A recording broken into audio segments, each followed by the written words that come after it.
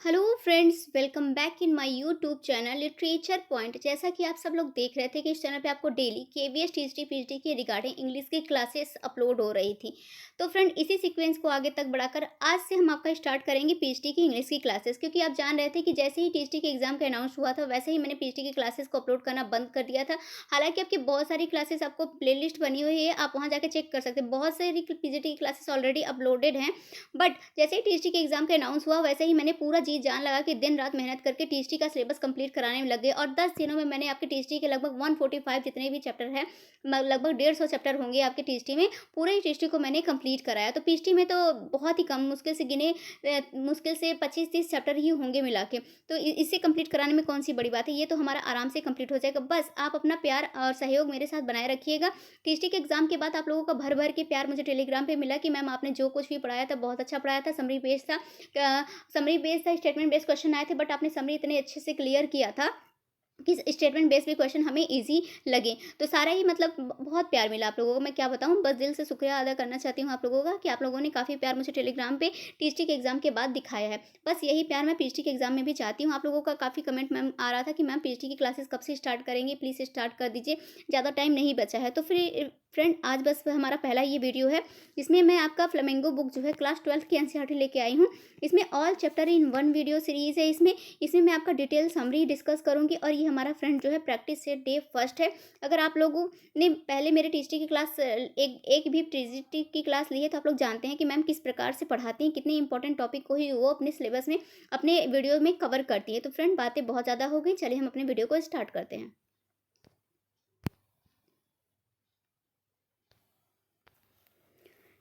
Video start करने से पहले जिनका भी टीएचडी का एग्ज़ाम बहुत अच्छा गया उनको बहुत बहुत बधाई है। हो आई होप कि आपका रिजल्ट भी उतना ही अच्छा आए, आपका सिलेक्शन 100% हो, पूरी गारंटी, मतलब कि पूरे दिल से मैं ये ख्वाहिश करती हूँ कि आप लोगों का रिजल्ट भी अच्छा ही आए। तो फ्रेंड, आज हम सबसे पहले अपना फर्स्ट चैप्टर स्टार्ट करते हैं। जो हमारे फर्स्ट चैप्टर का नाम है दी लास्ट लेसन। बहुत ही अच्छी स्टोरी है। सबसे पहले इसके क्या करेंगे, थोड़े से हम इस चैप्टर का इंट्रोडक्शन देखेंगे। देन हम बात करेंगे इसके थीम की। यहाँ पास आप जानते हैं कि मैम सारे चैप्टर को कैसे पढ़ाती हैं। सबसे पहले उसका इंट्रोडक्शन कवर करती हैं, देन थोड़ी सी राइटर के बारे में आपको बताती हैं, देन इस चैप्टर का थीम बताती हैं। फिर उसके बाद हम लोग समरी को अच्छे से बिल्कुल क्लियर क्रिस्टल तरीके से हम लोग समरी को क्लियर करते हैं, क्योंकि आपके एग्जाम में स्टेटमेंट बेस्ड क्वेश्चन आ रहे हैं। अगर आपका समरी अच्छे से क्लियर नहीं रहेगा तो आप उस चैप्टर को नहीं कर पाएंगे, आप एग्जाम में क्वेश्चन को कैरी नहीं कर पाएंगे। आप समझ रहे हैं, जैसे टीजीटी का एग्जाम हुआ है उसके अकॉर्डिंग हमें समरी को अच्छे से डिटेल में कवर करना है। इसलिए देखिए, समरी थोड़ी आपकी बड़ी हो गई है। मैं होप सो कि वीडियो भी थोड़ी बड़ी हो जाएगी, बट हम उसको अच्छे से कवर कराएंगे, क्योंकि आपके एग्जाम में पास होना जरूरी है। भाग भाग के करेंगे तो इसका कोई फायदा नहीं रहेगा, आपको बिल्कुल ही फायदा उसका नहीं मिलने वाला है। तो हम डिटेल में इसको कवर करेंगे। तो यहाँ पर देखिए, ये हमारी समरी है। देन हम समरी कवर करने के बाद कुछ इंपॉर्टेंट क्वेश्चन आंसर भी ऐड करें। आप लोग जानते ही हैं कि एंड में मैं थोड़ा से क्वेश्चन आंसर को ऐड करती हूँ, जिससे कि हम लोगों को पता चल सके, आप लोगों को पता चल सके किस टाइप के क्वेश्चन आपको एग्जाम में देखने को मिल सकते हैं। तो यहाँ पास ये आपके फर्स्ट चैप्टर का क्वेश्चन आंसर है। देन हमारा यहाँ से स्टार्ट हो जाता है आपका, यहाँ से देखिए सेकंड चैप्टर स्टार्ट हो जाता है, दी लॉस्ट स्प्रिंग। आपके सिलेबस में दी लॉस्ट स्प्रिंग केवल इतना ही करके दिया हुआ है, बट इस चैप्टर का फुल नेम है the lost spring stories of stolen childhood. ये पूरा फुल नेम है यहाँ पास, जो आपका सेकंड चैप्टर है। यहाँ इसका भी मैं पहले सबसे पहले आपको इंट्रोडक्शन कवर कराऊंगी। देन हम कवर करेंगे इस चैप्टर की समरी, है ना, इस चैप्टर की समरी करेंगे।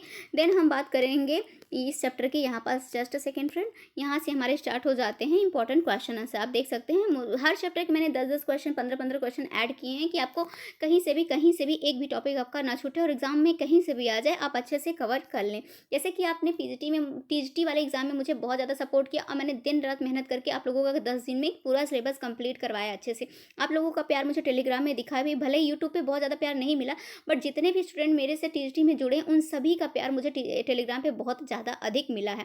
बस मैं चाहती हूँ वही प्यार आप पीजीटी में भी दिखाएं, और पीजीटी में भी मुझे सहयोग करें। मैं आपका पूरा सिलेबस 100% देखिएगा, एक हफ्ते में मैं पूरा 1 वीक में मैं आपका पूरा सिलेबस कंप्लीट करा दूंगी। बस आप अपना विश्वास मेरे पे बनाए रखिए, विश्वास बहुत बड़ी चीज़ होती है।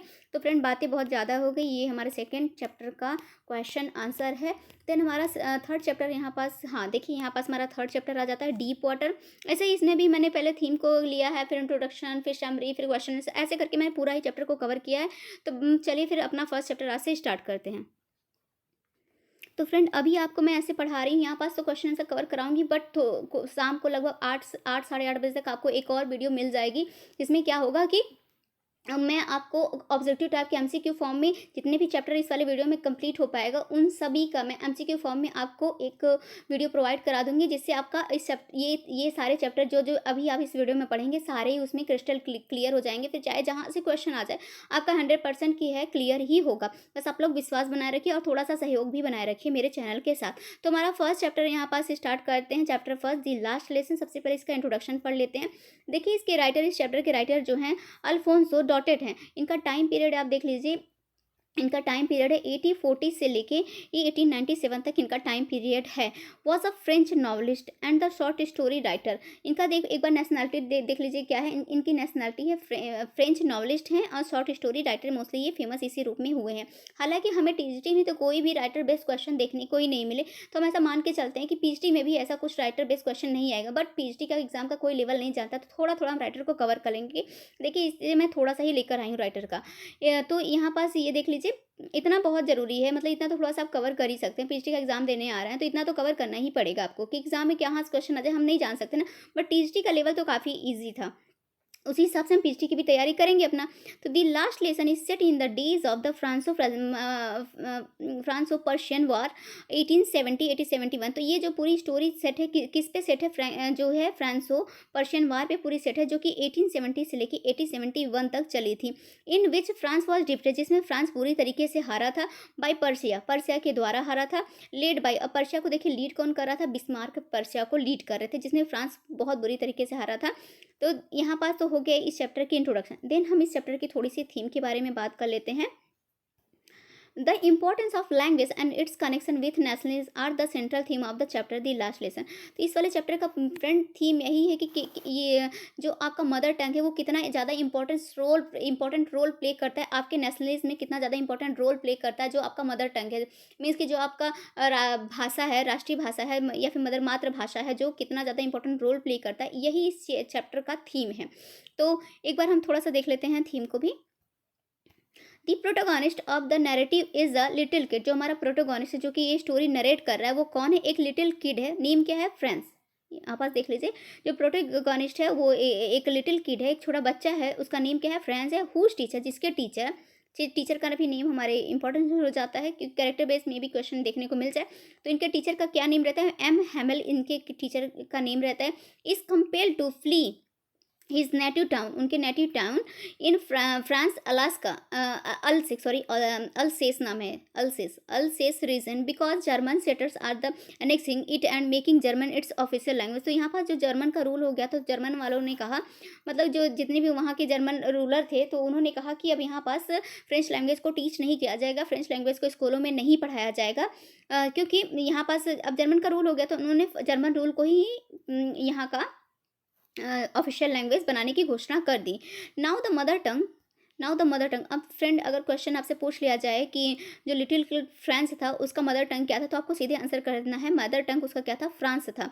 और अगर पूछ लिया जाए कि स्कूलों में कौन से लैंग्वेज की बात हो रही थी ऑफिशियल लैंग्वेज बनाने की, तो ऑफिशियल लैंग्वेज जो बनाने की हो रही थी वो जर्मन लैंग्वेज की बात हो रही थी।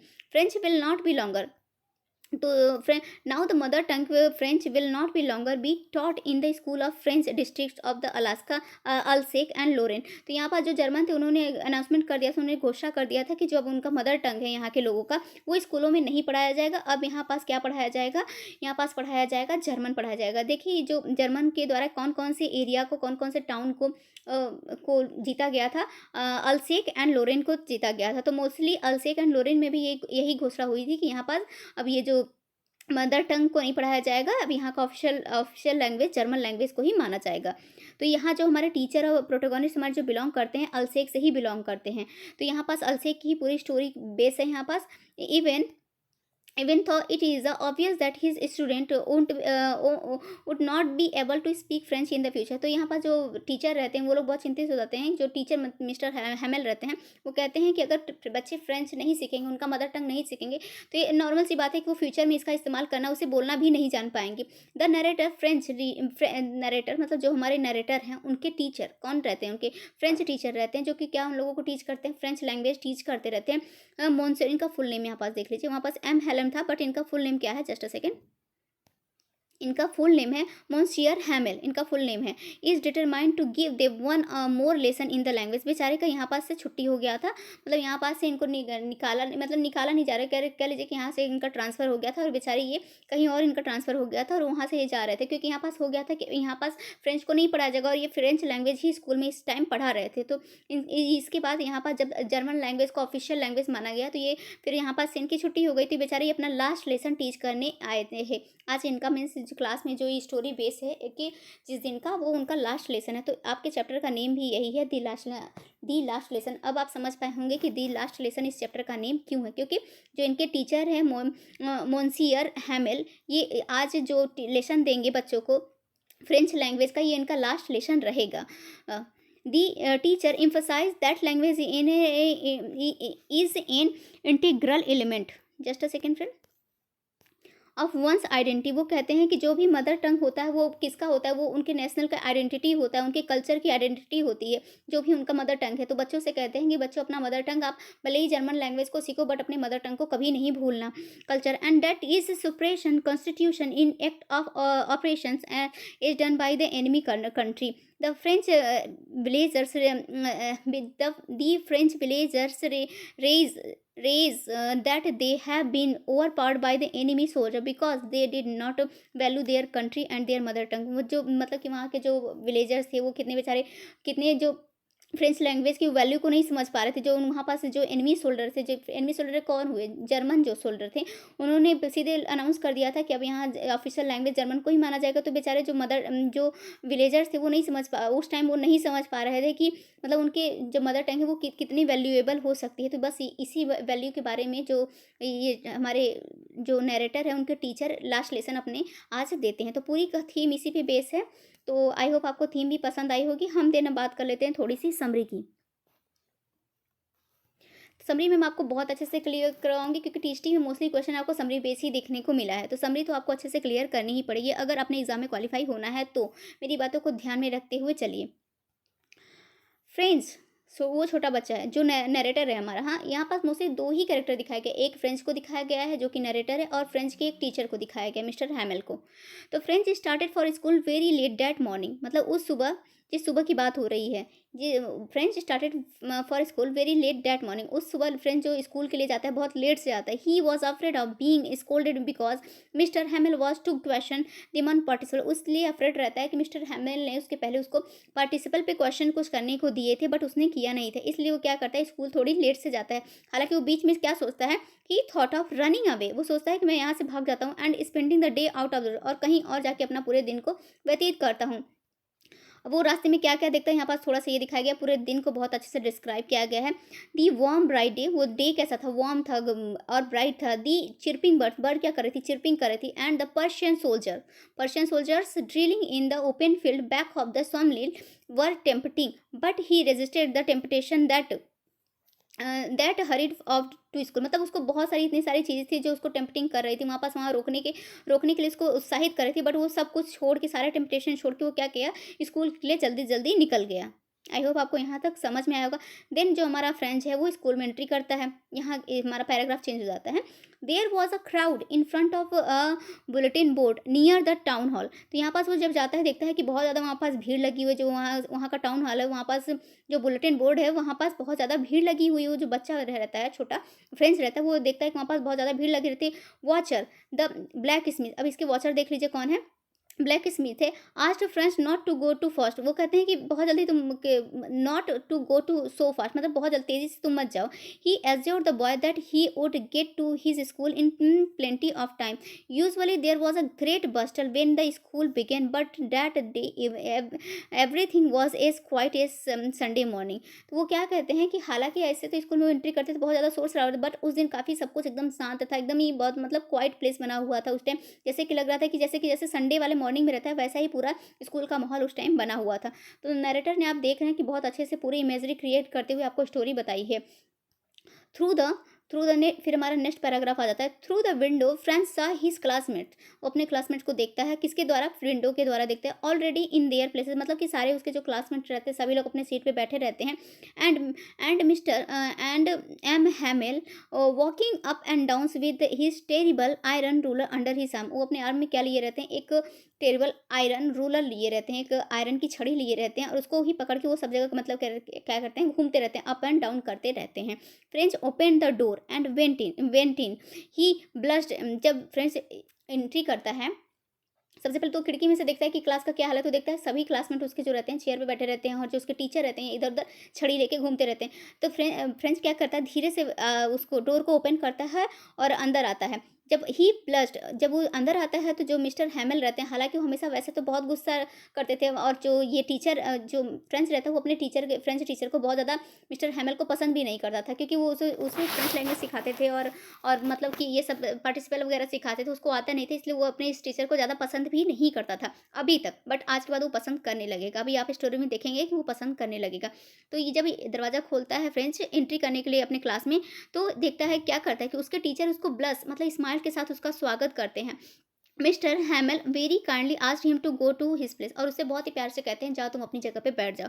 ये सब देख के तो वो बहुत ही ज़्यादा हैरान हो जाता है कि जो सर हम लोग वो डेली डेली इतने रूडली बिहेव करते थे, मतलब कि पिटाई करते थे, इतने टफ स्ट्रिक्ट टाइप के थे जो कि मुझे पसंद नहीं थे, आज इनको क्या हो गया कि ये पूरे स्वागत स्माइल के साथ मेरा स्वागत कर रहे हैं, इतने प्यार से कह रहे हैं कि जाओ तुम अपनी जगह पे बैठ जाओ। फ्रेंड्स, उसके बाद वो क्या नोटिस करता है, फिर आपका पैराग्राफ चेंज होता है, देन आगे की बात होती है, friends notice that their teacher had put on his beautiful green coat. अब वो जब अपने सीट पे बैठ जाता है तो अपने टीचर के बारे में थोड़ा ध्यान देता है और देखता है कि उसके टीचर तो एक मतलब कि उनका लुक ही अलग रहता है, मतलब नॉर्मली वो जैसे किसी ओकेजन पे जाते थे या फिर किसी अवार्ड अवार्ड लेने को जाते थे तब वैसा ड्रेसअप वो लिए रहते थे। तो वो देखता है, friends notice that their teacher had put on his beautiful green coat, वो कैसा पहने थे, ब्यूटीफुल ग्रीन कोट पहने थे। तो आपके एग्जाम में इस टाइप के क्वेश्चन देखने को मिल रहे हैं, टीएसटी में मोस्टली अनइम्पॉर्टेंट क्वेश्चन ही देखने को मिले हैं। तो जैसे कि ये पूछ लिया गया कि जो टीचर थे उनका कोट कौन से कलर का था, तो आपको सीधे आंसर करना है, ग्रीन कोट था। ही इज फ्रिल्ड शर्ट, उनका शर्ट कैसा था, फ्रिल्ड था, and the little back silk cap, और उन्होंने एक लिटिल ब्लैक कलर का सिल्क कैप लगाया हुआ था, ऑल एम्ब्रॉयडरी, जिसमें पूरी ही एम्ब्रॉयडरी बनी हुई थी। He wore this only on exception and prize days, वो क्या कहते हैं कि ये तो कभी वो ऐसे कपड़े तो वो तभी पहनते थे जबकि कोई स्पेशल डे रहता था या फिर कोई प्राइज डे रहता था, तभी उसके सर जो हैमेल थे तभी ऐसा ड्रेसअप लेते थे। बट वो बड़े चिंता में पड़ गया कि आज ये ऐसा ड्रेसअप क्यों लिए हैं। देन वो थोड़ा सा बाहर अपना नज़र घुमाता है, बाहर द विलेज के people were sitting quietly on the usually empty back में, फिर वो इधर उधर नज़र अपने क्लास में घुमाता है तो देखता है कि जो गांव के मतलब कि जो विलेज पेपर है, जस्ट अ सेकेंड, जो विलेज पीपल हैं वो उसके जो खाली सीट बची हुई हैं क्लास में, उस बेचारे बहुत ही सीधे साधे मतलब चुपचाप एकदम बैठे हुए हैं। एवरीबडी लुक्ड सैड, सभी लोग कैसे दिख रहे हैं, सैड दिख रहे हैं। And Hauser had brought in old primer, Mister Hamel, just a second, Mister Hamel said that, वो फिर मिस्टर हैमेल बोलते हैं that it was the last lesson he would give them, वो कहते हैं कि आज मेरा लास्ट लेसन है जो मैं आज तुम लोगों को दूंगा। Henceforth only German was to be taught in the schools of Alsace and Lorraine, इसके कहते हैं इसके बाद आज मेरा ये लास्ट चैप्टर है जो मैं आज तुम लोगों को पढ़ाऊंगा, जो तुम लोगों को मैं दूंगा। इसके बाद तुम्हारे स्कूल में फ्रांस नहीं पढ़ाया जाएगा, तुम्हारे में मतलब जर्मन पढ़ाया जाएगा, जर्मन तुम्हें टॉट किया जाएगा, जो कि जितने भी स्कूल हैं चाहे अल्सेक एंड लोरेन के जितने भी स्कूल हैं, अब इसमें केवल जर्मन लैंग्वेज को ही पढ़ाया जाएगा, उसको ही यहाँ की ऑफिशियल लैंग्वेज मानी जाएगी। तो इस प्रकार से आज जो है मैं तुम्हारा लास्ट लेसन ले रहा हूँ। The new master would come to the next day, फिर उसके बाद ये भी बताते हैं कि तुम्हारा अगले ही दिन तुम्हारा नेक्स्ट टीचर आ जाएगा, मतलब अगले ही दिन तुम्हारा न्यू टीचर आ जाएगा जो कि तुम्हें समझाएगा, जो तुम्हें जर्मन पढ़ाएगा। This was their last lesson of French, ये तुम्हारा जो है आज का लास्ट लेसन है जो कि फ्रेंच में पढ़ाया जाएगा। He wanted them to be very attentive, इसलिए तुम सभी बहुत ही ध्यान से सारे ही क्लास को अटेंड करो।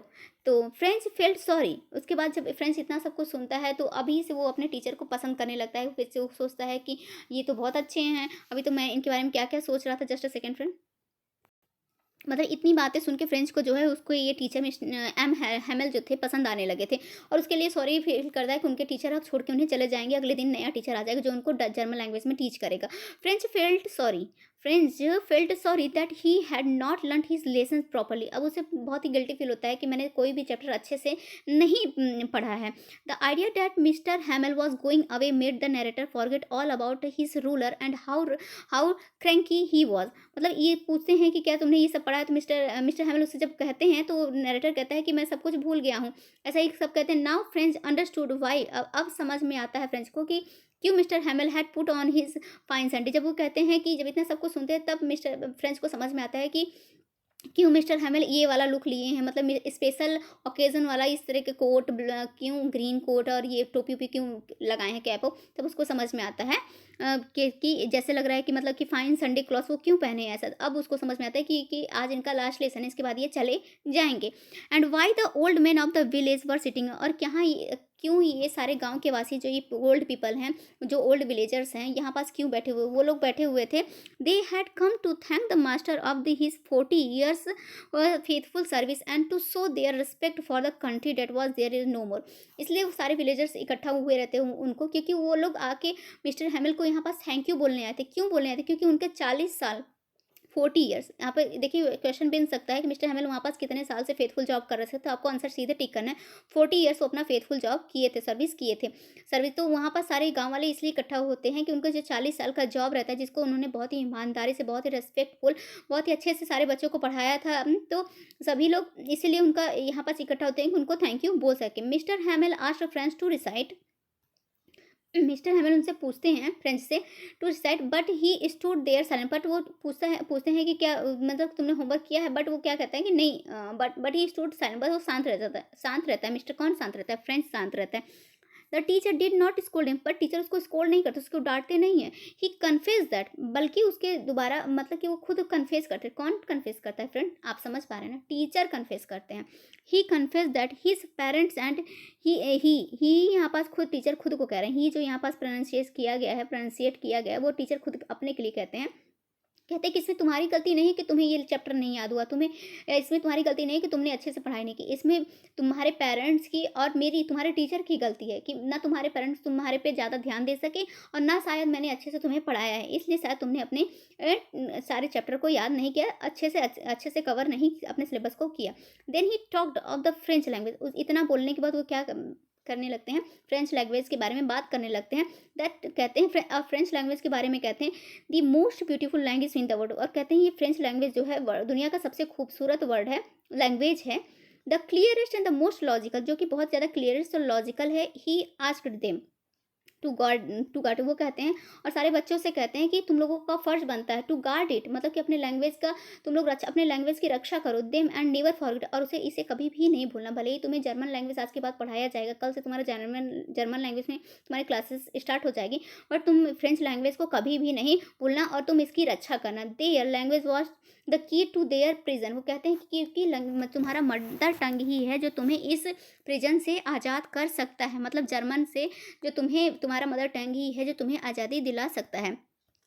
इतना सब कुछ मतलब वो अपने स्टूडेंट को और गांववासी जो विलेजर्स थे सबके सामने ये सब सारा लेसन वो टीच कर रहे थे। कौन टीच करता? फ्रेंड मिस्टर हैमल सबको सबको सबके सामने ये सब बोल रहे थे, मतलब भाषण दे रहे थे और पूरा उनका लास्ट लेसन अपना सबको बता रहे थे। देन हमारा पैराग्राफ चेंज हो जाता है। Then they had lesson in grammar and writing. उसके बाद वो थोड़ा सा लेसन ग्रामर एंड राइटिंग में भी देते हैं। फिर उसके बाद द पीजन्स पिजन कूड कूड, जैसे पिजन कू करता है very low on the roof, वो जो रूफ छत पे जो पिजन बैठा रहता है। उसके बाद वो एग्जाम्पल देते हैं कि क्या जो जर्मन है वो पिजन को भी यहाँ पास पिजन को भी जर्मन लैंग्वेज सिखा देंगे क्या? उसका कुकू करना बंद कर देंगे? वो ऐसा मतलब बोलते हैं। तो यहाँ पास अगर आपसे क्वेश्चन में पूछ लिया जाए कि कौन से दी लास्ट लेसन में कौन से पक्षी को डिस्क्राइब किया गया है, कौन से पक्षी को बताया गया, तो आपको आंसर सीधे टिक करना है कि पिजन लैंग्वेज के बारे, पिजन पक्षी के बारे में इस वाले चैप्टर में बताया गया है। फ्रेंच टॉट इफ, फ्रेंच कहता है क्या क्या जो जर्मन है ये इन कबूतरों को भी जर्मन भाषा सिखा देंगे क्या? उनको भी अपने कुकू करने के लैंग्वेज पे कुकू करने पे रोक लगा देंगे। Would make even the pigeons sing in German. कहते हैं क्या पिजन भी अब जर्मन लैंग्वेज में गाना गाना शुरू कर देंगे? जैसे कि वो हम बच्चों को कह रहे हैं कि अब फ्रेंच नहीं यहाँ पास पढ़ाया जाएगा, अब जर्मन लैंग्वेज भी पढ़ाया जाएगा, तो क्या वो पिजन को भी अब गाना, जब वो गाना गाएगा अपना कुकू करके, तो क्या वो जर्मन लैंग्वेज में गाना गाएगा? तो मतलब ऐसे वो खुद से कहता है, फ्रेंच सोचता है, फ्रेंच थॉट, फ्रेंड कौन सोचता है? फ्रेंच सोचता है कि क्या वो पिजन भी ऐसे सोचता है वो।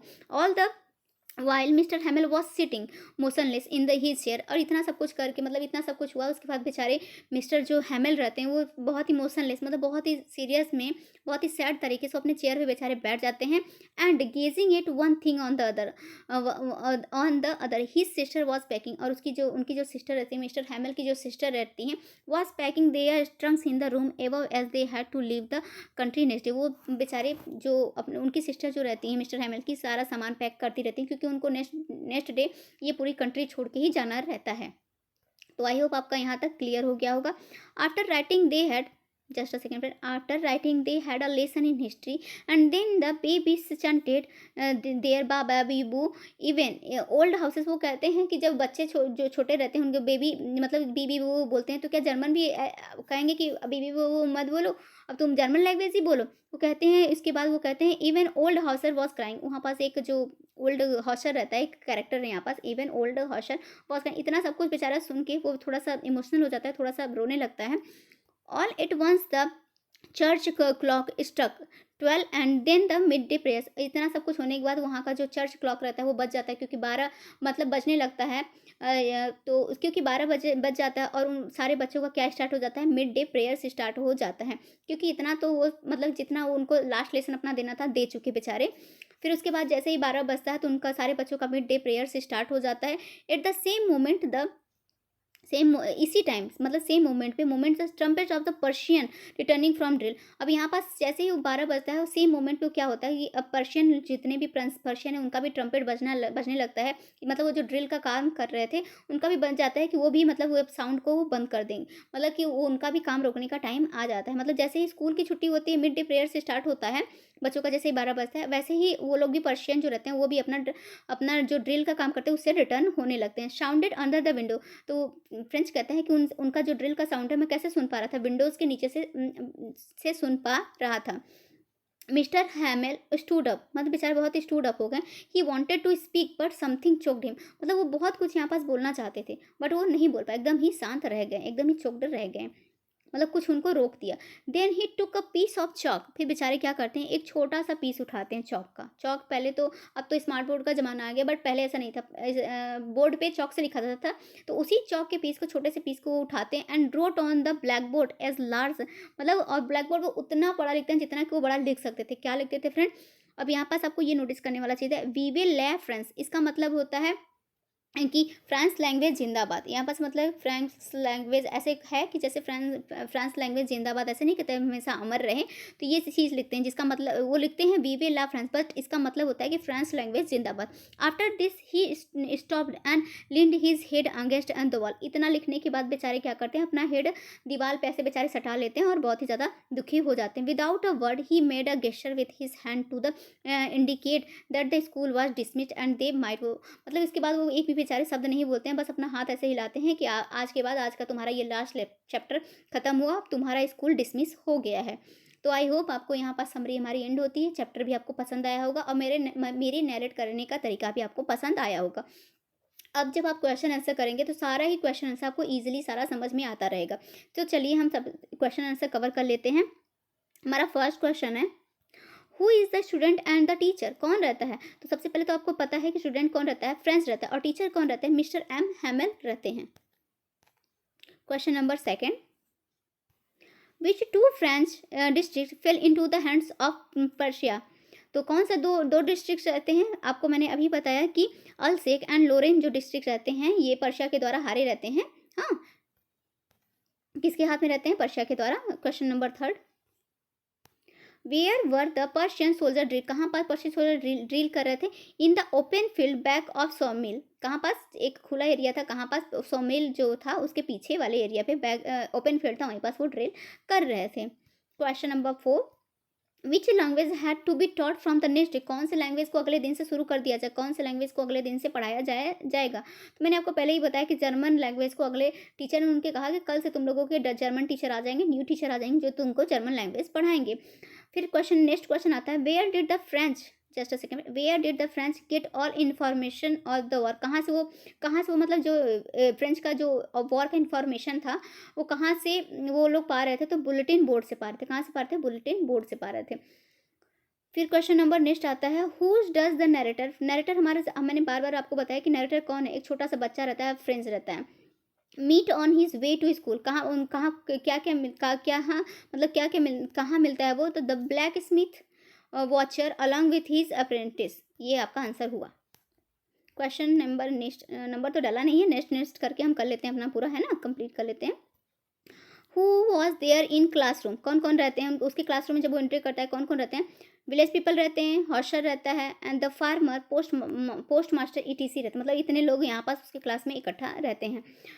नेक्स्ट हमारा क्वेश्चन आता है, what was the teacher wearing that day, वो टीचर क्या पहने हुए रहते हैं। मैंने आपको बहुत ही अच्छे से डिस्क्राइब करके बताया।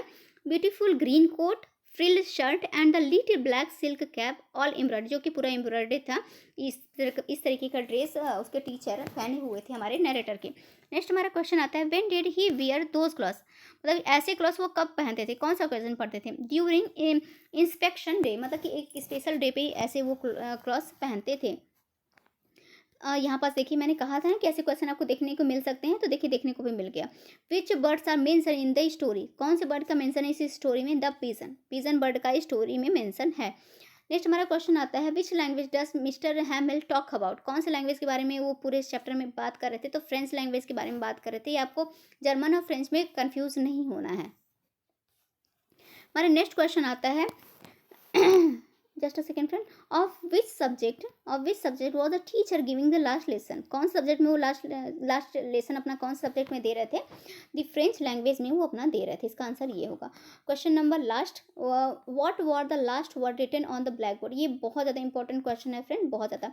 तो इनका रहता है वीवा ला फ्रांसा, हाँ, ये देखिए वीवा ला फ्रांसा रहता है, जिसका मीनिंग होता है लॉन्ग लाइफ फ्रांस, मतलब कि हमेशा फ्रांस जिंदा रहेगा, या फिर जिंदाबाद फ्रांस, ऐसे ही मीन्स लॉन्ग लाइफ फ्रांस इसका मतलब रहता है। तो यहाँ पास हमारा फर्स्ट चैप्टर कंप्लीट होता है फ्रेंड। देन हम बात करते हैं अपने सेकंड चैप्टर की। आई होप आपको फर्स्ट चैप्टर एकदम ही क्रिस्टल क्लियर हो गया होगा, आप कहीं से आपको कहीं और पढ़ने की जरूरत नहीं पड़ेगी। और जब मैं आपको 8 साढ़े 8 बजे तक आपका MCQ फॉर्म में ये क्वेश्चन इस चैप्टर से कराऊंगी, तो आपका सारा ही राइट होता जाएगा, है ना। तो सेकंड चैप्टर हम अपना स्टार्ट करते हैं, the lost spring, stories of stolen childhood. Class 12 का आपका सेकंड चैप्टर है ये। तो थोड़ा सा हमें इस चैप्टर का इंट्रोडक्शन देख लेते हैं। Just a second, the story lost spring describe the pitiable condition of poor children who have been forced to miss the joys of childhood due to the socio-economic condition that prevails in his main mad world। वो इसमें describe किया गया है the lost spring में, कि किस प्रकार से एक छोटे से बच्चे की उसकी मासूमियत छीन ली जाती है, उसको एक पिटिएबल कंडीशन एक छोटे से बच्चे की दिखाई नहीं, एक नहीं दो छोटे बच्चों की इस वाले स्टोरी में दिखाई गई है, कि कैसे वो दोनों बच्चे जो रहते हैं उनका, मतलब कि जो मैन मेड, ये जो दुनिया वाले जो बनाए हुए हैं कि कंडीशन, छोटे छोटे बच्चे हैं जो काम करते हैं, तो उनकी पिटिएबल पूरी कंडीशन को दिखाया गया कि किस प्रकार से वो छोटे बच्चे अपने कम उम्र में ही काम करना स्टार्ट कर देते हैं, अपनी स्कूली लाइफ को जानते ही नहीं है।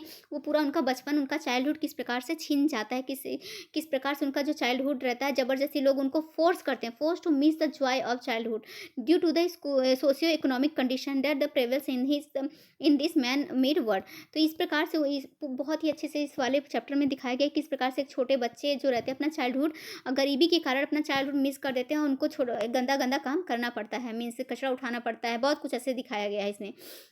These children are denied the opportunity of schooling and forced into the labor early time। और वो छोटे ही टाइम में ही वो क्या करते हैं, लेबरिंग का काम स्टार्ट कर देते हैं, और स्कूली लाइफ तो बेचारे जानते ही नहीं है। क्यों? क्योंकि इतना इतना मतलब कि जो सोशियो इकोनॉमिक कंडीशन ही ऐसी है कि अमीर अमीर होते जा रहे हैं, गरीब गरीब होते जा रहे हैं। इस हिसाब से यही चीज़ इस चैप्टर में बताई गई। इंट्रोडक्शन मैंने आपको क्लियर करा दिया। देन थोड़े से हम समरी पढ़ लेते हैं। तो the lost spring stories of stolen childhood, मतलब इसमें बताएगी किस प्रकार से एक बच्चे का, स्टोलन मीन्स होता है छीन जाना या फिर चोरी कर लेना, किस प्रकार से एक छोटे बच्चे का चाइल्डहुड छीना गया है। तो यही स्टोरीज बताती हैं। इसमें the author tells us stories of her interaction with children from deprived background. Deprived means होता है जो छोटे नहीं रहते, छोटे बैकग्राउंड के रहते हैं, मतलब बहुत ही गरीबी लेवल के बैकग्राउंड से रहते हैं। तो ऐसे ही दो बच्चों को इस स्टोरी में उठाया गया है, जिनका पूरा ही उनके बारे में पूरी स्टोरी को हमारे राइटर बहुत ही अच्छे से अपनी स्टोरी में मेंशन की है। She describe their poor condition and life in interesting manner। मतलब पूरा पुअर कंडीशन को तो डिस्क्राइब की हैं जो इस चैप्टर में, और उन बताई हैं कि एक इंटरेस्टिंग वे में बताई हैं, एक इंटरेस्टिंग मैनर में बताई हैं कि वो बच्चे बेचारे किस प्रकार से अपने पूरे दिनचर्या को वो गुजारते थे। The story touches the reader and is thought provoking. तो आई होप यहाँ तक आपका क्लियर हो गया होगा।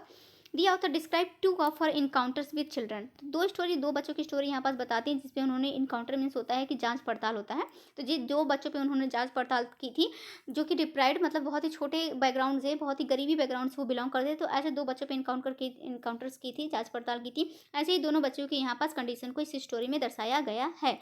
Through them Through them, she want to highlight the plight of street children forced into the labor early in life and are denied the opportunity of schooling. तो इस ऐसे ही छोटे बच्चों को दिखाया गया कि जो छोटे स्ट्रीट मतलब जो गलियों में कचरा कूड़ा नहीं बीनते हैं, तो ऐसे ही दो बच्चों को दिखाया गया कि कैसे उनको इतने छोटे ही कम एज में ही उनको कैसे एक लेबर का काम करने के लिए उनको फोर्स किया जाता है, जो बेचारे अपने स्कूलिंग मतलब स्कूल जाने की अपॉर्चुनिटी भी खो देते हैं क्योंकि उनके पास इतना इनकम ही नहीं होता है कि वो बेचारे स्कूल भी जा सकें। मुश्किल से वो कचरा बीन कर या फिर बहुत ही ऐसा काम करके छोटे मोटे काम करके वो अपना दिनचर्या गुजारते हैं, अपने थोड़े से रोजी रोटी कमाते हैं। तो ऐसे ही दो बच्चों को इस वाले पूरे स्टोरी में डिस्क्राइब किया गया है। आई होप यहाँ तक आपका क्लियर हुआ होगा, है ना। तो देन हम बात करते हैं also she brings out the callousness of society and the political class toward the suffering of the poor. तो इसमें और एक दूसरा थीम ये भी इस चैप्टर में डिस्क्राइब किया गया है कि जैसे कि एक तो मतलब कि ऐसे हमारी सोसाइटी का जो पॉलिटिकल क्लास है मीन्स कैसे छोटे गरीबों को कैसे सफरिंग करते हैं, मतलब गरीबों को कैसे वो करते हैं। सफरिंग मीन्स क्या होता है, दर्द देते हैं या फिर उनको परेशान करते हैं। The first encounter is with a rag picker. Rag picker means होता है जो कूड़ा कबाड़ नहीं पहनता उनको कहते हैं रैग पिकर। तो उसका नेम देख लीजिए आप एक बार। तो फर्स्ट स्टोरी जो है, तो जो हमारा कैरेक्टर है जो फर्स्ट स्टोरी का एक रैग पिकर बॉय रहता है, उसका नेम रहता है साहब ए आलम। फुल नेम देख लीजिए आप एक बार। साहब ए आलम उस बच्चे का नाम रहता है जो कि क्या करता रहता है, कूड़ा बीनता रहता है। हु माइग्रेटेड फ्रॉम बांग्लादेश, जो कि कहाँ से आया था, हु माइग्रेटेड फ्रॉम बांग्लादेश इन 1971।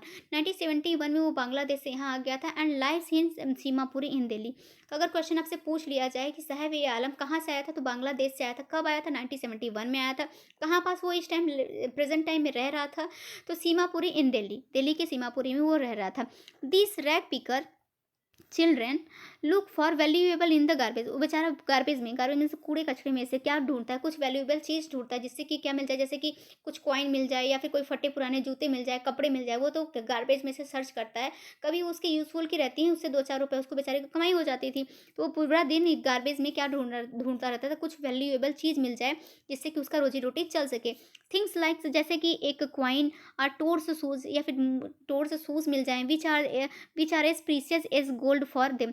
तो उन लोगों को अगर इतना ही चीज़ मिल जाए या फिर 2-4 रुपए मिल जाए या फिर फटा पुराना जूता कपड़ा मिल जाए, तो उन लोगों के लिए वही चीज़ें मतलब कि गार्बेज से अगर ये सब सामान मिल रहा है, उन लोगों के लिए वही चीज़ एक प्रकार का सोना था कि उनके लिए वही एक प्रेशियस मतलब बहुत ही महत्वपूर्ण चीज़ था। या फिर कह लीजिए किसी यहाँ पास सोना से राइटर ने कंपैरिजन कर दिया है कि अगर इतना चीज़ भी उनके लिए मिल जाता था वो बहुत खुश होते थे।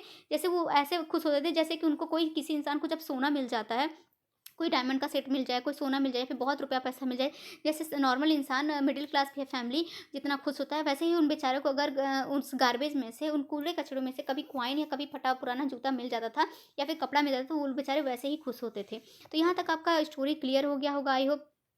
नेक्स्ट हम पैराग्राफ की बात करते हैं। They could hardly manage some food for themselves.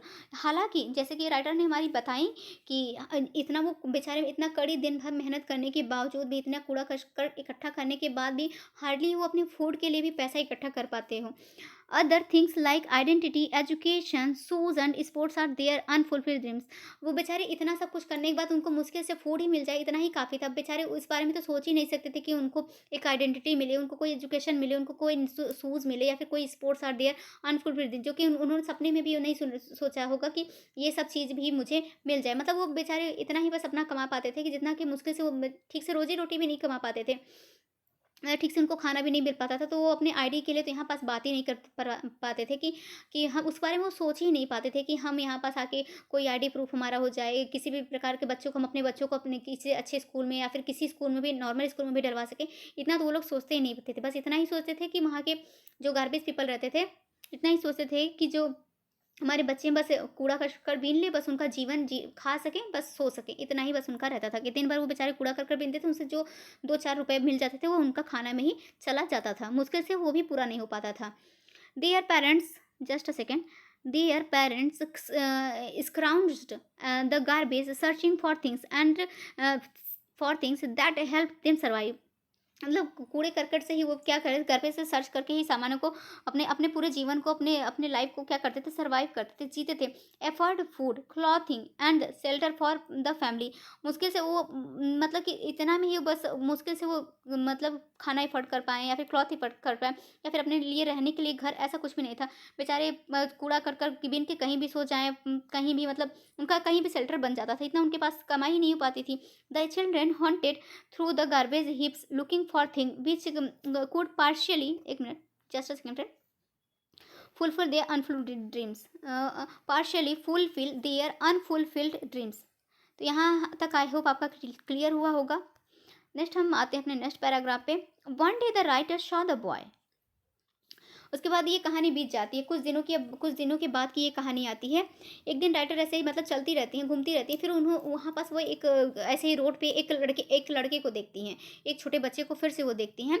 The boy holding A steel can going towards the milk booth. वो क्या कहते हैं, एक स्टील का डिब्बा लिया रहता है और वो एक कहाँ जाता है, मिल्क बूथ पे जाता है। तो he had got a job at a tea stall.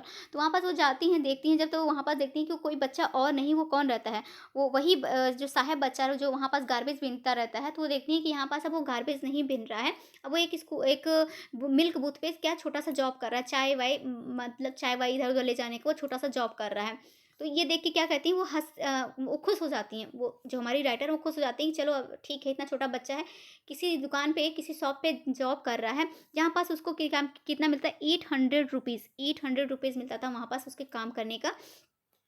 तो ये राइटर देख के खुश होती हैं कि ये चलो ठीक है, अब वो कूड़ा कचरा नहीं बिन रहा है, भला एक जगह जॉब कर रहा है जहाँ पास उसको खाना तो मिलता ही था, मतलब दिन रात का उसको खाना भी मिलता था प्लस 800 रुपीज़ भी मिलता था। He was happy that he would gate 800 rupees and all the meals, मतलब उसको सारे मील्स भी मिलते थे, प्रोवाइड होते थे, और उसको प्लस 800 रुपीज़ भी मिलता था।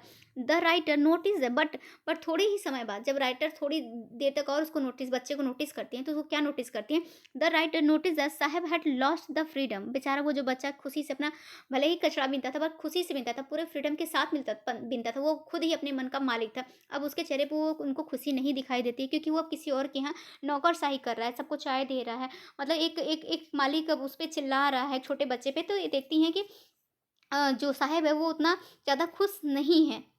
The writer noticed that Sahib had lost the freedom of being his own master, which he had enjoyed as a rag picker। मतलब वो जो कि अपना खुद का मास्टर होना, जब वो एक कूड़ा बीनने वाला था, जो खुद का मास्टर था, वो लाइफ वो इंजॉय कर रहा था। बट यहाँ पास वो ये वाली लाइफ कि उसके ऊपर कोई और चिढ़क रहा है, डांट रहा है, तो ये वाली लाइफ वो काम तो कर रहा था बट वो हैप्पली वो काम वो नहीं कर रहा था, वो अपना फ्रीडम खो चुका था।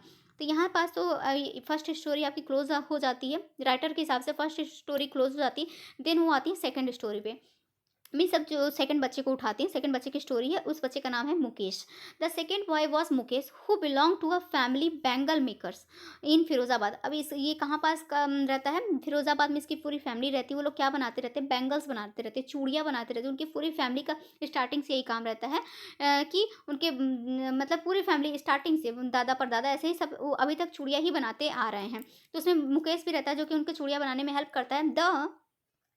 The boy had a dream of, but वो करता जरूर मतलब चूड़ियाँ बनाने का काम जरूर करता रहता है, अपनी फैमिली की हेल्प करता रहता है, बट उसका ड्रीम क्या रहता है, उसका ड्रीम रहता है बिकमिंग अ कार मैकेनिक। वो कहता है कि मैं एक कार मैकेनिक बनना चाहता हूँ, जो मैं खुद का मालिक रहूँगा, ये चूड़ियों वाला काम मुझे अच्छा पसंद नहीं है। On the contrary his family was traditionally engage in bangle making. हालांकि जबकि उसकी फैमिली जो रहती है ट्रेडिशनली इंगेज, मतलब बहुत बहुत टाइम से उनके फैमिली के सभी लोग चूड़ियाँ बनाने का ही काम करते आए हैं। Although the profession harm them physically and they hardly earn any money out of. हालांकि बेचारे बहुत ही ज़्यादा मतलब बहुत ही ज़्यादा मेहनत करते हैं, बट उससे उनको जो चूड़ियाँ बनाने का काम है कि बेचारे दिन रात छोटे से दिया के जलते में वो इतना वहाँ पास धुआं हो रहा है और उनकी आँखों को बहुत ज़्यादा नुकसान कर दिया, इसीलिए यहाँ पास बताएँ हार्म देम फिजिकली, मतलब उनको फिजिकली उससे जो चूड़ियाँ बनाने का काम है छोटे से कारखाने में बहुत ही ज़्यादा हार्मफुल था उनके फिजिकल के लिए, मतलब उनकी बॉडी के लिए बहुत ज़्यादा हार्मफुल था। कभी कभी तो मतलब जल्दी ही बच्चे अंधे हो जाते थे, पेरेंट्स मतलब 40-45 के एज में पहुँचते पहुँचते जो चूड़ियाँ बनाने का काम होता है कारखाने में, वहाँ के जो पीपल रहते हैं वो मोस्टली अंधे ही हो जाते हैं, क्योंकि काफ़ी ज़्यादा मतलब धूल वो सब जा रहा है उनकी आँखों में, तो ये सब तो हार्म करेगा ही ना उनके फिजिकल को। And they hardly earn any money, मतलब इतना वो दिन भर काम कर रहे हैं, इतना मेहनत कर रहे हैं, बट मुश्किल से वो इतना भी पैसा नहीं कमा पाते थे कि अपनी लाइफ अच्छे से जी सकें, तो earn any money out of it. Still no one dare to dream, but वहाँ पास मतलब कि ऐसे भी बड़े लोग थे जो कि उनको सपना भी नहीं देखने देखने दे रहे थे कि ये लोग ये चूड़ी वाला काम छोड़ के कोई और काम कर सके, मतलब वहाँ पास इतना ज़्यादा वो था कि बड़े लोग क्या करते थे कि छोटे हो तुम्हारा ये काम तुम्हारे दादा परदादा भी करते हैं, तुम्हें भी ये करना ही पड़ेगा। अगर कोई ड्रीम भी देखता था कि मैं ये चूड़ी का काम नहीं करना चाह रहा हूँ, मैं कोई और काम करना चाह रहा हूँ, तो वहाँ के जो बड़े लोग थे वो मीन्स वो लोग करने ही नहीं दे रहे थे। Still, no one dared to dream to doing something else due to the fear of the police and the middle man. वहाँ के जो पुलिस थे या फिर मिडल मैन थे, उनके डर के मारे बेचारे कोई और काम को करने की सोच भी नहीं सकते थे। The family elders were content that other than teaching the art of the Bengal. वो मतलब ऐसे ही मतलब अपने अपने अपने पूरे बैकग्राउंड में मीन्स कह लीजिए अपने फैमिली टू फैमिली वो इस जो बैंगल टीच करने का था, बैंगल बनाने का तरीका था, वो सबको सिखाते ही जा रहे थे, चाहे उनके बच्चे हों, making to their children they had been able to build them house to live. मतलब इतना काम करके उनको इतना तो हो गया था कि वो अपना एक छोटा सा घर बना लिए थे, ये चूड़ी मेकर वाले थे। एक छोटा-सा घर बना लिए थे जहाँ पास the boy wanted to be मतलब जहाँ पास वो अपने बच्चों के साथ रह सकते थे। बट उसमें से कौन था? महेश था। महेश ही नाम था ना? जस्ट अ सेकंड मैं देख लेती हूँ एक बार। सॉरी महेश नहीं मुकेश था। मुकेश यस मुकेश था। तो मुकेश था तो वो क्या ड्रीम देखता है कि वो एक कार मैकेनिक बनना चाहता है। Making their children they had been able to build them a house. हाँ, यहाँ तक तो पढ़ चुके थे ना कि हाँ इतना वो बेचारे कड़ी मेहनत करके भी छोटा सा एक अपना घर बना ले जहाँ पास अपने बच्चों के साथ रह पा रहे थे। बट उनमें से एक वो बच्चा था, कौन था? Mukesh. The boy wanted to be a car mechanic. वो बेचारा बच्चा वो क्या बनना चाहता था? एक कार मैकेनिक बनना चाहता था। Cars were all that Mukesh had seen on the roads of the town. वो इसमें राइटर बताती हैं कि क्योंकि मुकेश केवल वो जो रोड पे चल रहे थे कार को ही देखा, मतलब उनका राइटर का कहने का मतलब था कि मुकेश डेली वहाँ पास आता जाता था तो रोड पे वो कार को देखता था, तो इसलिए वो बड़ा होकर कार मैकेनिक बनना चाहता था। अगर वो उस रोड पे वो एरोप्लेन को देखता तो वो क्या बनना चाहता? पायलट बनना चाहता। तो आपसे इस टाइप के भी क्वेश्चन पूछ लिया जाएगा कि अगर वो एरोप्लेन मुकेश को एरोप्लेन को चलते रोड पे देखता तो वो क्या बनना चाहता, मतलब उड़ते आसमान में अगर एरोप्लेन को उड़ते देखता तो वो क्या बनना चाहता? क्योंकि देखिए रोड पे वो कार को चलते देख रहा था तो वो कार मैकेनिक बनना चाहता था मुकेश। बट अगर एरोप्लेन को देखते उड़ते देखता तो वो कहते हैं कि अगर वो एरोप्लेन को उड़ते देख लेता तो वो एक पायलट बनना चाहता। तो यहीं पास स्टोरी खत्म हो जाती है, हमारी राइटर स्टोरी खत्म कर देती हैं। तो फ्रेंड यहाँ पास मैंने समरी बहुत अच्छे से आपको क्लियर करा दिया है। तो देन हम बात करते हैं अपने क्वेश्चन आंसर की। सब हमारा फर्स्ट क्वेश्चन है, who is the writer of the story lost spring. तो इसकी राइटर आपको बताना है, एनी जंग है इस चैप्टर की राइटर। देन हमारा सेकंड क्वेश्चन आता है, from which book has the script been taken. तो कौन से बुक से ये चैप्टर लिया गया है? तो इनका फुल मैंने आपको पहले ही बताया कि lost spring stories of stolen childhood, इस बुक से ये वाला चैप्टर उठाया गया है। तो हमारा क्वेश्चन थर्ड आता है, when and where was the writer born. कहाँ पास राइटर बॉर्न हुई थी? ये मैंने आपको ऐसे ही डाल दिया कि मे बी अगर राइटर क्वेश्चन बेस्ड क्वेश्चन आ जा रहा है तो आप कहीं से भी छूटे ना। तो इसका आंसर है in 1964। Just a second friend. In 1964 in Rourkela and spent her childhood and adolescent in Hyderabad. Question number तो डली ही नहीं। Next question, there are two parts of the story, name them. मतलब दो पार्ट में स्टोरी डिस्क्राइब किया, मैंने आपको बताया ही। तो फर्स्ट पार्ट में तो है sometimes I find a rupee in a garbage, chapter का नेम है ये, sometime I find a rupee in a garbage. और सेकेंड जो आपका पार्ट है, I want to drive a car, ये दोनों स्टोरीज में ली गई है। फर्स्ट पार्ट में देखिए चैप्टर में तो आपके मेंशन नहीं है, बट मैं ऐसे जो उनका बुक है ये वाला, तो उसमें ये मेंशन है अलग अलग पार्ट में। तो दो स्टोरीज वाले चैप्टर में ली गई है। सब पहला है आपका sometimes I find a rupee in the garbage, और सेकेंड पार्ट है आपका I want to drive a car. Next question हमारा आता है whom does the writer speak in the first part? किसके बारे में राइटर पहली वाले स्टोरी में बताती हैं? साहिब एंड हिज फ्रेंड, जो साहिब रहते हैं, मतलब जो साहिब रहता है, छोटा बच्चा रहता है, उसके और उसके जो छोटे छोटे और थोड़े बच्चे रहते हैं जो उसके साथ कूड़ा करकट बीनते रहते हैं, उनके बारे में पूरी स्टोरी फर्स्ट वाली पार्ट को में डिस्क्राइब किया गया है। तो what is the full name of Sahib? Sahib का फुल नेम क्या रहता है? Sahib e Alam. Question next, where has Sahib come from? कहाँ से साहिब आया था? तो ढाका से आया था। मैंने आपको पहले ही बताया कि बांग्लादेश से वो आया था। What is the meaning of his name? उसके नेमिंग की मीनिंग क्या रहती है? Lord of the universe. उसके जो साहिब रहता है उसके नेम की मीनिंग रहती है lord of the universe. Question next question, what are the boys not wearing? वो क्या नहीं पहना रहता है? तो वो बेचारा चप्पल भी नहीं पहना रहता है। यहाँ पास वो दिखाता है, एक स्टोरी इसमें कवर नहीं, मैं आपको बता देती हूँ। वो बेचारा जब एक बार साहब जी एक बार कूड़ा बीनता रहता है, तो वहाँ पास कूड़ा बीनते-बीनते देखता है कि 2 वहाँ पास बड़े लड़के रहते हैं जो कि ग्राउंड में खेलते रहते हैं। क्या खेलते रहते हैं? शायद बास्केटबॉल या फुटबॉल खेलते रहते हैं। मुझे स्टोरी मतलब ये खेलते रहते हैं। वहाँ पास वो देखता है कि वो लोग व्हाइट जूते और व्हाइट कलर की ड्रेस पहने हुए हैं, तो वो खुद को देखता है, वो भी फटा-पुराना शूज़ पहना रहता है, कमीज़ फटा-पुराना पहना रहता है, उसपे एक व्हाइट फटा-पुराना ही शूज़ भी पहना रहता है। तो वही स्टोरी वो, और उसको वो देख के बेचारा बहुत खुश होता है, क्योंकि इसके पहले वो बेचारा स्लीपर पहनता ही नहीं था, चप्पल पहनता ही नहीं था, उसके पास थे ही नहीं। बट वो फटा पुराना शूज़ पहना था, तो वो देख रहा था कि हाँ, मेरे पास भी वो व्हाइट शूज़ है। Where does a man of the story belong to? कहाँ से where does a man of the story belong to? कहाँ से स्टोरी बिलोंग करती है? उडुपी। Just a second. ये सब, ये वाला छोड़ दीजिए, नेक्स्ट हम बात करते हैं। What is the occupation of साहब एंड हिज फ्रेंड्स? मैंने पहले ही बताया कि वो क्या करते थे, रैग पिकिंग करते थे, कूड़ा कबाड़ा बीनते थे। वेयर डज़ द साहब फैमिली लाइव इन इंडिया? मैंने पहले ही बताया आपको कि सीमापुरी में रहते थे, दिल्ली में, on the periphery of Delhi. Next question हमारा आता है, when had they come to India? कहाँ कब आए थे इंडिया में? बांग्लादेश से कब आए थे इंडिया में? 1971 में आए थे।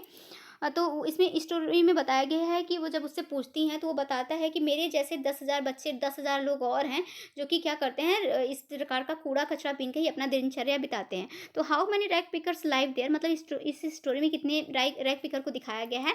तो अराउंड 10,000 लोगों को दिखाया गया है कि जो कि कचरा बीनकर ही अपने दिनचर्या का गुजारा करते हैं। What is more important for them for survive? Then मतलब कि वो कहती हैं कि काश इन लोगों को ये सब भी मिल सके, स्कूलिंग भी मिल सके, अच्छी एजुकेशन भी मिल सके, मतलब कि और बहुत कुछ अच्छे क्लोथ्स मिल सके, बट उन लोगों के लिए सबसे ज़्यादा इंपॉर्टेंट क्या था? फूड था।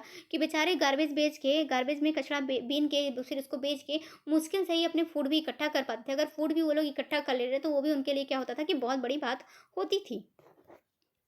Which game is Sahib watching? कौन सा गेम? हाँ, देखिए यहाँ पास मैं क्या बोल रही हूँ, लॉन टेनिस रहता है। मैं कह रही थी फुटबॉल, सॉरी उसके लिए। तो लॉन टेनिस, वो जो दोनों लड़के रहते हैं, वो लॉन टेनिस खेलते रहते हैं, जिसमें कि वो क्या पहने रहते हैं, अच्छा ड्रेस व्हाइट कलर का पहने रहते हैं, शूज़ पहने रहते हैं, तो उनको वो देखता है। तो which game is Sahib watching? कौन सा गेम देख रहा था साहिब? लॉन टेनिस देखता है वो। Where is Saheb working? कहाँ पास वो, फिर उसके बाद साहिब कहाँ पास जॉब करने लगा था? एट द टी स्टॉल में वो जॉब करने लगा था। Which place is famous for bangles? कौन सा प्लेस, आप लोग को पता है कि कौन सा प्लेस, ये तो जीके का भी क्वेश्चन है कि कौन सा प्लेस बैंगल्स के लिए फेमस है? तो फिरोजाबाद, यूपी का जो फिरोजाबाद जिला है, वो बैंगल्स के लिए मोस्टली फेमस है। What does Mukesh want to become? क्या बनना चाहता था मुकेश बड़ा होके? मोटर मैकेनिक बनना चाहता था। What business does Mukesh family do? मतलब उनके जो मुकेश की फैमिली थी, वो कौन सा बिजनेस करती थी? They make bangles. तो आई होप हम ये आपका क्लियर हो गया होगा। How many children work in the bangles industry? कितने बच्चे, मतलब कितने अराउंड बच्चे बैंगल्स इंडस्ट्री में काम कर रहे थे? अराउंड 20,000। तो इस प्रकार से आपसे क्वेश्चन देखने को मिल सकते हैं। तो मैंने पहले ही कहा कि 10-10, 15-15 क्वेश्चन मैंने ऐड किया है आपके हर चैप्टर से, कि आपका कहीं से भी कुछ भी ना छूटे। अगर स्टोरी में मिस भी हो जा रही है, समरी में मिस भी हो जा रहा है, तो उसके आपके क्वेश्चन आंसर के थ्रू मैं यहाँ सारा ही आपका समरी कंप्लीट करा दूंगी। नेक्स्ट हमारा क्वेश्चन आता है, when the writer visit Mukesh house home does she confront? जब मुकेश, जो राइटर हमारी रहती हैं, जब मुकेश के घर पे जाती हैं वहाँ पास, तो वहाँ सबसे पहले वो किसको देखती हैं? Mukesh sister in law, Mukesh की भाभी को देखती हैं। किसको देखती हैं? वो एक दुबली पतली सी लड़की रहती है, ज़्यादा एज की नहीं रहती, वो जो भाभी रहती है उसकी ज़्यादा एज की नहीं रहती, वो बेचारी सबके लिए खाना बनाती रहती है। जब राइटर उसके घर में एंट्री करती हैं, देखती हैं दुबली पतली सी लड़की रहती है, किसकी? मुकेश की भाभी रहती है, सिस्टर इन लॉ रहती है, उसकी भाभी रहती हैं, जो कि सबके लिए खाना बनाती रहती है, मतलब अपने हस्बैंड के लिए, मुकेश के लिए, सबके लिए वो खाना बनाती रहती है। जब राइटर उसके घर में एंट्री करती हैं, तो what is Mukesh sister in law cooking that time? She is preparing evening meal, अपने शाम के खाने की वो बेचारी तैयारी करती रहती है। Spanish leaves are boiling in a large vessel. How was Mukesh grandfather got blind, मतलब मुकेश के जो ग्रैंडफादर रहते हैं वो कैसे अंधे होते रहे, कैसे अंधे हो जाते हैं। By the powder of the glass, मतलब वो जो चूड़ियाँ बनाते हैं, तो चूड़ियाँ बना रहे उसमें जो शीशे की कांच की पाउडर उड़ेंगे तो आंखों में जाएगा, तो इसकी वजह से बहुत सारे लोग 30 35 40 45 की एज में जो चूड़ियाँ बनाने का कारखाना है वहाँ मोस्टली ऐसे लोग अंधे हो जाते हैं, इस वहाँ उसके जो मतलब कि जो पाउडर रहता है ग्लास का उसके थ्रू हो जाते हैं। तो यहाँ पास सेकंड चैप्टर भी हमारा कंप्लीट होता है फ्रेंड। देन हमारा थर्ड चैप्टर आता है डीप वाटर। देन हमारा नेक्स्ट चैप्टर आता है डीप वाटर। इसको हम नेक्स्ट वीडियो में कवर करेंगे जल्दी। मैं इसको मतलब ये वाला वीडियो मैं जल्दी आपके लिए लेकर आई हूँ। फिलहाल तो हम शाम को अभी 8 साढ़े 8 बजे तक आपका चैप्टर अपलोड करेंगे। इसमें मैं आपका कराऊंगी जो हम 2 चैप्टर पढ़े हैं अभी उन दोनों का एमसीक्यू आपको लेकर आऊँगी, तो उसको भी आप रिवाइज कर लीजिएगा, जिससे कि आपका जितने भी अगर क्वेश्चन छूट रहे हैं इस चैप्टर से तो आपको एमसीक्यू के माध्यम से सारा ही फुल कंफर्म हो जाएगा, सब कुछ क्रिस्टल क्लियर हो जाएगा आपका, कि चाहे जहाँ से भी आपके एग्जाम में देखने को मिलेगा आपका कहीं से भी मिस नहीं होगा। तो आई होप आपको वीडियो पसंद आई होगी, मेरे पढ़ाने का तरीका अच्छा लगा होगा, और अगर अच्छा लगा है तो प्लीज़ प्लीज़ प्लीज़ अपना एक प्यारा सा कमेंट बॉक्स में ज़रूर करिएगा, और अगर चैनल पे पहली बार हैं तो प्लीज़ चैनल को सब्सक्राइब जरूर कर लीजिएगा, और मेरे पे विश्वास रखिए एग्जाम के पहले 1 हफ्ते में ही मैं आपका पूरा सिलेबस पीएचडी का कंप्लीट करा दूंगी, चाहे जैसे कंप्लीट कराऊं पर मैं कंप्लीट करा दूंगी। ओके, देन हम मिलते हैं नेक्स्ट वीडियो में फ्रेंड। प्लीज़ चैनल को सब्सक्राइब करिएगा, बहुत ज़्यादा ज़रूरत है मुझे भी आपके सपोर्ट की। तो अपना प्यार, हालांकि आप लोगों का प्यार मुझे दिखता है, कमेंट आप लोग करते हैं अच्छे से, बट काफ़ी लोग वीडियो देखते हैं बट चैनल को सब्सक्राइब नहीं करते हैं। इसलिए आप लोगों से रिक्वेस्ट है कि यहाँ तक अगर वीडियो आप लोग देखे हैं और मेरे पढ़ाने का तरीका अच्छा लगा है तो प्लीज़ चैनल को सब्सक्राइब कर लीजिएगा। हाँ, तो जैसे कि और नोटिफिकेशन बेल को भी प्रेस कर लीजिएगा, जैसे कि जैसे ही मैं वीडियो अपलोड करूँ तो आप लोग के पास नोटिफिकेशन चला जाएगा, तो आप लोग तुरंत उस वीडियो को देख लेंगे, क्योंकि आपके पास ज़्यादा टाइम नहीं बचा है कि आप लोग पेंडिंग में रख दें कि वीडियो अभी नहीं थोड़े टाइम बाद देखेंगे, तो आपके पास टाइम ही नहीं बचा है। अब जैसे मैं वीडियो अपलोड करूँ वैसे ही तुरंत वीडियो आप लोग देख लिया करिए, फिर जैसे ही मैं 2 घंटे या 3 घंटे बाद उसका प्रैक्टिस सेट एमसीक्यू फॉर्म में अपलोड करूँ उसको भी देख लीजिए, आपका रिवीजन हो जाएगा। ऐसे ही हम पूरे पीएचडी के चैप्टर को कंप्लीट कराएंगे फ्रेंड। तो मिलते हैं नेक्स्ट वीडियो में। थैंक यू सो मच यहाँ तक देखने के लिए, और प्लीज़ चैनल को सब्सक्राइब कर लीजिएगा, और अपना एक प्यारा सा कमेंट बॉक्स में ज़रूर ड्रॉप करिएगा। Thank you so much friend, bye bye.